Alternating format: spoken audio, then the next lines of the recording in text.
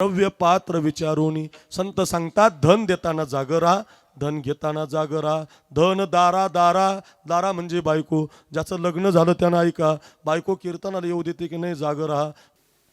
घेतलं नाही त्यांनी, कुणाचं घेताय, जाग राहा. कुणी फसवत नाही ना, नावासाठी तर देत नाही ना, जाग राहा. धनासाठी जाग राहिलं पाहिजे. कोण देतय, जाग राहा. पुढे सकल संता माझी राजा. किती श्रीमंत आहेत संत, अजिबात गरीब नाहीत महाराज, अजिबात गरीब नाहीत. मग संत गरीब नाहीत, श्रीमंत आहेत, कळलं महाराज. मग धनासाठी जाग राहायला का सांगतात? पहिला शब्द सांगितला धन, म्हणजे धन घ्यायचं नाही का, मग धन द्यायचं नाही का महाराज? तर त्याचं उत्तर आहे, धन देतानाही जाग राहायचं आणि धन घेतानाही जाग राहायचं. जोडून या धन उत्तम व्यवहारी, उदास विचारे वेच करी. बघा किती गोड सांगितलं. कुणाचं धन घेताय, जाग राहा बरं का. कुणाचंही घेऊ नका, कुणाच्या पापातलं घेऊ नका, कुणाच्या दुःखातलं घेऊ नका, कुणाच्या त्रासातलं घेऊ नका, अजिबात घेऊ नका. खरंच सांग, ते फेडावं लागतं. तुम्ही ते पचत नसतं धन महाराज, आणि तिचं पापाचं धन पचत नाही. तुम्ही दिलेले पैसे मी जर व्यर्थ घालवले तर मला पचत नाही, तर तुमचं काय महाराज, कुणालाच पचत नाही. लक्षात ठेवा, शास्त्र सांगतं, लक्षात ठेवा, धन घेताना फार जाग राहा. त्या सातारा कोल्हापूर परिसरामध्ये एक कर्मवीर भाऊराव पाटील होऊन गेले. तुम्ही सुज्ञ मंडळी आहात ऐकणारी, जरा संभाजीनगरची, दीपनगरची ऐका जरा. तर त्या कर्मवीर भाऊराव पाटलांनी त्या काळामध्ये बहुजन समाजाच्या पोरांसाठी शाळा काढली. त्या काळामध्ये शिक्षण एवढं दिलं जात नव्हतं, खूप पैसे लागायचे, मुलं गरीब असायची, दुष्काळ पडायची. पोरं तर शिकले पाहिजे. माळी, कुणबी, धनगर, मराठा, ब्राह्मण, मुसलमान, महार, मांग या गरीब समाजाची पोरं त्या काळात शिक्षणाला कशी आणायची? म्हणून त्यांनी काय केलं, विद्यार्थ्याला फीस नाही, शिक्षकाला पगार नाही, अशा तत्वावर संस्था काढली. हळूहळू तिचं स्वरूप बदलत गेलं. विठाला विठाला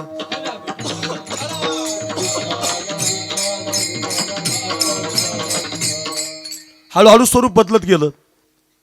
भरपूर विद्यार्थी शिकायला यायला लागले, गरिबांची पोरं पास व्हायला लागली, नोकरीला लागायला लागली. लोक त्यांना कर्मवीर म्हणायला लागले. तुम्ही चांगलं काम केलं ना, लोक तुम्हाला नाव ठेवत असतात, मुजरा करत असतात. कर्मवीर नाव ठेवलं त्यांचं, बस लोक कर्मवीर म्हणायला लागली. वा भाऊराव पाटील, काय चांगलं काम आहे, गोरगरिबांच्या पोरांचं शिक्षण देता, त्यांच्या पैशाची व्यवस्था करता, त्यांच्या शिक्षणाची व्यवस्था करता. पण ते जे भाऊराव पाटील होते ना सज्जनाव, त्यांचं छत्रपती शिवाजी महाराजांवर लय प्रेम होतं, लय प्रेम. म्हणून त्यांनी संस्थेला शिवाजी महाराजांचं नाव दिलं होतं. एक दिवस असं झालं, मोठा दुष्काळ पडला आणि दुष्काळात 6 महिने जे धान्य होतं ना ते संपून गेलं. म्हणून त्यांनी गावोगावी जायचं आणि लोकांना एक मुठभर धान्य मागायचं. किती मागायचं? मुठभर. आपण जशी मधुकरी मागितली ना रवी महाराज, तसं एक मुठभर धान्य मागायचं. मुठभर, 2 मूठ देऊ नका, 5 मूठ देऊ नका, 1 किलो देऊ नका, 2 किलो देऊ नका, सगळ्यांनी मिळून 1-1 मूठ द्या. त्याला नाव दिलं एक मुष्टी धान्य योजना. आणि त्याच्यातून पोरांचं जीवन भागायला लागलं. पण एकच टायमिंगचं भागायला लागलं. स्वतःच्या बायकोच्या गळ्यातलं मणिमंगळसूत्र मोडलं त्यांनी, पोरांना शिकवलं. काय माणसं असतील महाराज, काय दिलदार मनाची महाराज. अशा माणसामुळे आपण टिकलो बरं महाराज. बघा रे, आपल्या शिक्षणासाठी त्यांनी बायकोच्या गळ्यातलं मंगळसूत्र मोडून टाकलं महाराज. ऐका हो, तरी सुद्धा काही दिवस पोरांना जीवन पुरे ना, काय करावं, बेचैन बसलेले होते. तर एक दिवस त्यांना एक पत्र आलं. पत्रामध्ये लिहिलं होतं, विनंती विशेष पत्रास, कारण की कर्मवीर भाऊराव पाटील उद्या सकाळी पहिल्या एसटीनं साताऱ्याला या. तुमच्या संस्थेच्या विद्यार्थ्यांना धान्य कमी पडतंय, जेवणाला त्यांचं भागत नाही ना, उद्या सकाळी 10च्या एसटीनं या. माझ्या बापानं माझ्यासाठी खूप संपत्ती कमवून ठेवलेली आहे, 2 टॅम्पो भरून धान्य तुम्हाला विकत घेऊन देतो. लय आनंद झाला, इतका आनंद झाला भाऊराव पाटलांना. जागरायचंय कुठं, धन घेताना. त्याच्यासाठी कथा सांगतोय ऐका. कायम लक्षात ठेवा, कुणाचं धन घ्यायचं नाही. पोहोचले ते सकाळी पाहिलं एसटीनं, तिथं भाऊराव पाटील, श्रीमंत सावकारानं मोठा मंडप दिला होता, व्यासपीठ लावलं, खुर्ची लावली, खुर्चीवर भाऊराव पाटलांना बसवलं, भारीतले हार गळ्यामध्ये घातले. बघा बघा, झरीचा फेटा बांधला, मुजरा केला आणि मानाचा मुजरा करून सावकार माईकवर म्हटले, वा पाटील वा, काय चांगलं काम करता हो, तुमच्या कामाला आमचा मानाचा मुजरा. वा कर्मवीर, गरीब पोरांना शिक्षण देता, स्वतःच्या बायकोचं मणिमंगलसूत्र मोडलं, पोरं शिकवली, तुमच्या कामाला आमचा मानाचा मुजरा. वा पाटील वा, काळजी करू नका, तुमच्या संस्थेला धान्य कमी पडतंय, विद्यार्थ्यांना जेवायला कमी पडतंय, टेन्शन घेऊ नका, भरपूर श्रीमंत आहे मी, आज तुम्हाला 2 टेम्पो भरून धान्य देतोच देतो, पण इथून पुढे तुम्हाला जेव्हा लागेल तेव्हा पण देतो. लई आनंद झाला. पण तेवढ्यावर थांबले नाही ते सावकार. ते कर्मवीर भाऊराव पाटलाकडे पाहून म्हटले, पण पाटील माझी एक आट आहे. आट म्हटलं की पाटलांनी वर पाहिलं. पूर्वीच्या काळातले लोक आटीला घाबरायचे, वचनाला घाबरायचे, कारण ते पाळावं लागायचे. आता कोणी पाळ येत नाही त्याच्यामुळे काय राहिलंच. तुम्ही तुमच्या जीवलग मित्राला पैसे देऊन बघा, जीवलग एका ताटात जेवणाऱ्याला पैसे देऊन बघा, परत पैसे मिळत नाहीत. ते काळ गेलात, उद्या देतो न उद्या देतो अजिबात नाहीत, ते काळ गेला. ते पूर्वी येतं 8 वचन शब्द, नाही मान असायचा त्याला. ते 8 म्हणलं की त्यांनी वर पाहिलं, हो पाटील धान्य नंतर द्या. म्हटले आधी 8 सांगा, काय मला जमते का बघू द्या.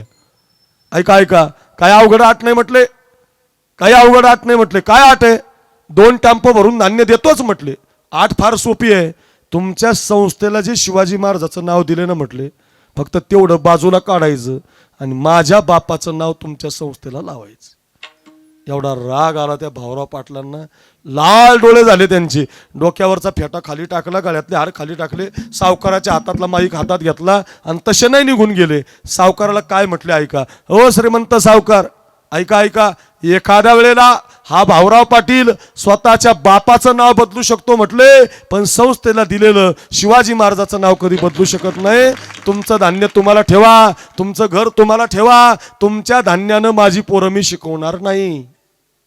घेतलं नाही त्यांनी. कुणाचं घेताय जागं राहा, कुणी फसवत नाही ना, नावासाठी तर देत नाही ना, जागं राहा, धनासाठी जागं राहिलं पाहिजे. कोण देतंय जागं राहा. पुढे ऐका, आणि कुणाला देता इथं पण जागं राहा, कुणालाही देऊ नका. ते पंढरपूरला महाद्वारामध्ये भिकारी बसलेले असतात, सारखं म्हणतात 1-2 पैसा द्यावो धर्माला, सारखं. आशीर्वाद लागेल तुमच्या मुला लेकराला, आशीर्वाद लागेल तुमच्या मुला लेकराला, 1-2 पैसा द्यावो धर्माला. आपल्याला दया येते, 500ची जांभळी नोट देऊ का गुलाबी 2 देणार नाही आपण, मनामध्ये भाव येतो. आणि आपण 200 रुपयाची नोट टाकली बा त्याच्या हातात, आणि तो गडी त्याची दारू पिऊन आला, काय फायदा झाला. कुणालाही देऊ नका, विचार करून द्या. लक्षात ठेवा, सर्वाभूती द्यावी अन्न, द्रव्य पात्र विचारूनी. संत सांगतात धन देताना जागं राहा, धन घेताना जागं राहा. धन दारा दारा, दारा म्हणजे बायको. ज्याचं लग्न झालं त्यानं ऐका, बायको कीर्तनाला येऊ देते की नाही जागं राहा, भजन करू देते की नाही जागं राहा, पंगत घालू देते की नाही जागं राहा. धन दारा, पुत्र पुत्र, पुत्राच्या ठिकाणी जागं राहा. दीपनगरच्या महिलांनी, दीपनगरच्या सगळ्या बापांनी घरी घेऊन जा, आपल्या पुत्रासाठी जागा असलं पाहिजे रे. आपण आपल्या पुत्राच्या ठिकाणी जागे नाहीत महाराज, पुत्राच्या ठिकाणी जागं राहा. आपले मायबाप पुत्राच्या ठिकाणी जागे राहिले म्हणून आपण कीर्तन ऐकतो, ही मुलं टाळ वाजवतात, मी कीर्तन करतो. मायबाप जागे लागतात पुत्राच्या ठिकाणी.